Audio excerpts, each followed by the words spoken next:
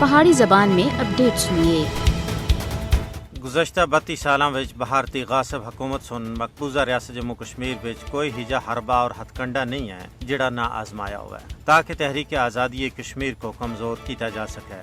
جائیداداں تے زبردستی قبضے دا اے نواں حربہ اسی سلسلے دی ایک کڑی ہے۔ بھارتی فسطائی حکومت سن کشمیری حریت پسند عوام تے دباؤ بڑھانا واسطے انہاں دی جائیداداں ضبط کرنی شروع کر دتیاں۔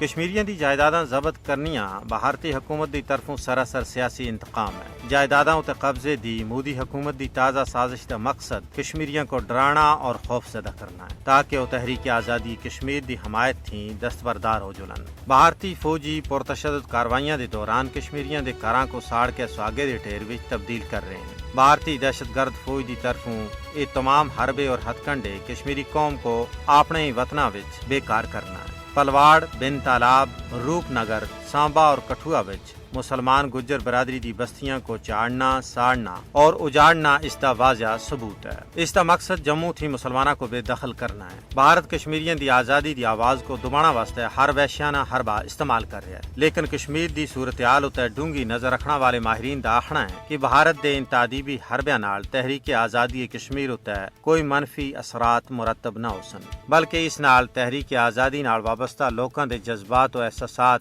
عزم اور حوصلیاں وچ مزید وادا ہو سی اور نال ہی نال لوکاں دے دلاں وچ موجود بھارت دی نفرت بد سی، کیونکہ محکومہ اتے جتنا ظلم کیتا جل سی اسے مناسبت نال انہاں دے غم و غصے اور انتقامی جذبے وچ وادا ہو سی۔ اس واسطے بھارت دے بدمست حکمراناں کو اپنے رویے اتے نظر ثانی دی ضرورت ہے۔